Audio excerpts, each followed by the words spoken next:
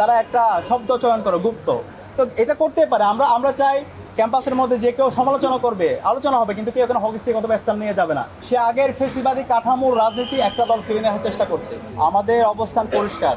যারা ক্যাম্পাসে আধিপত্য বিস্তার করতে চাইবে, ক্যাম্পাসে যারা দখলদারিত্ব করতে চাইবে, ক্যাম্পাসে যারা গণরুম গ্যাসরুম কালচার তৈরি করতে চাইবে, তাদের বিরুদ্ধে আমাদের জিরো টলারেন্স নীতি।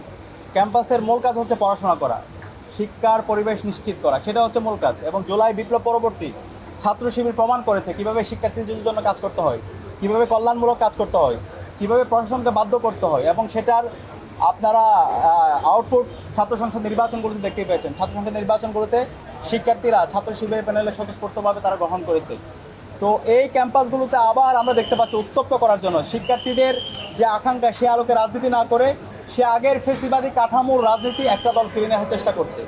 যতগুলো ঘটনা, কুয়েট থেকে শুরু করে ঢাকা পলিটেকনিক থেকে শুরু করে সম্প্রতি ময়মনসিংহ মেডিকেল কলেজে আপনারা দেখতে পেয়েছেন পুলিশ হেফাজতে দুজনকে কীভাবে আঘাত করা হয়েছে, পরবর্তীতে ছাত্রদল থেকে তাদেরকে বহিষ্কার করা হয়েছে। এবং এই চট্টগ্রামে আমরা গতকালকে দেখতে পেয়েছি।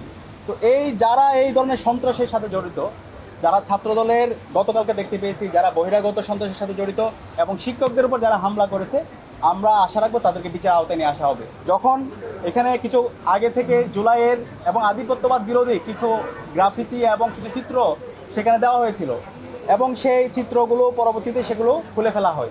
এবং পরবর্তীতে আমাদের যে গ্রাফিতি ছিল, যেটা জুলাইয়ের সময় যে গ্রাফিতি, সেই গ্রাফিতে তারা একটা শব্দ চয়ন করে গুপ্ত। তো এটা করতে পারে।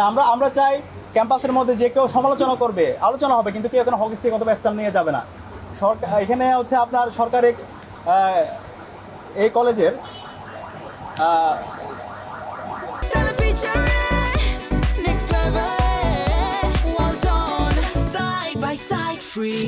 সিটি কলেজে, সরকারি সিটি কলেজের শিবিরের যিনি দায়িত্বশীল, তিনি কিন্তু ওই হচ্ছে গ্রাফিতির সাথে ছবি তুলে তিনি এটাকে অ্যাপ্রিসিয়েট করেছেন। সে করতেই পারে। তো এই যে হচ্ছে সুন্দর একটা ক্যাম্পাস, সেই ক্যাম্পাসে তারা তখন বহিরাগত নিয়ে এসে আবার তার উপর জোরপূর্বক হামলা পরবর্তী যখন এটার প্রতিবাদ সমাবেশ হলো, শিক্ষার্থীরা এবং সাধারণ মানুষরা যখন সম্পৃক্ত হলো, সেখানে বহিরাগত নিয়ে এসে অস্ত্রশস্ত্র নিয়ে এসে আমাদের উপর হামলা হলো, ছাত্র শিবির নেতাকর্মীদের উপর হামলা হলো, আশরাফুলের উপর হামলা করে তার পায়ের গোড়ালিকে আলাদা করে দেওয়া হলো। তো এই যারা করেছে সব চিত্রগুলো আজকে পরিষ্কার। ছাত্র শিবিরের উপর বর্বরিচিত ন্যাক্কারজনক হামলা হয়েছে ছাত্রদলের পক্ষ থেকে। তো এই হামলার প্রতিবাদ জানানোর জন্য আজকে আমরা এসেছি।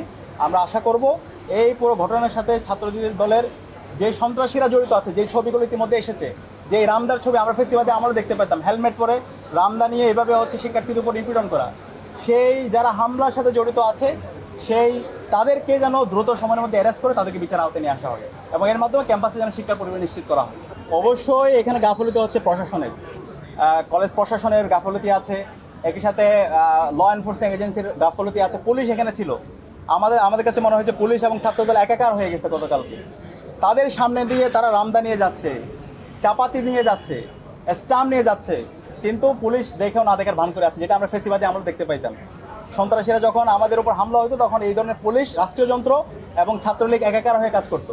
আমরা গতকালকে ঠিক একই কাজে দেখতে পেয়েছি। ছাত্র দলের সন্ত্রাসীরা যখন এই চাপাতি রামদা দেশস্ত্র নিয়ে ক্যাম্পাসে প্রবেশ করছিল, সেই ভিডিওগুলো আমরা দেখতে পেয়েছি, মিডিয়ায় এখনও আছে। তখন পুলিশ দেখেও না দেখার ভান করেছিল, নির্বিকার হয়ে গেছে। তা আমরা সেটা পুলিশকে জিজ্ঞেস করতে চাই, কেন তারা এই কালকে যখন সংঘর্ষ হচ্ছিল তারা কেন, কার ইন্ধনে তারা এই হামলাটা থামায় নাই? নিশ্চয়ই এখানে তাহলে আমরা ধরে নিব এটা সরকারের একটা পক্ষের এখানে হচ্ছে হামলার সাথে তারা জড়িত আছে। তারা এই ক্যাম্পাসে অস্থিতিশীল করতে চায়, ক্যাম্পাসে তারা মামলা এবং নির্যাতনের মাধ্যমে ক্যাম্পাসগুলোর শিক্ষার পরিবেশকে তারা নষ্ট করতে চায়।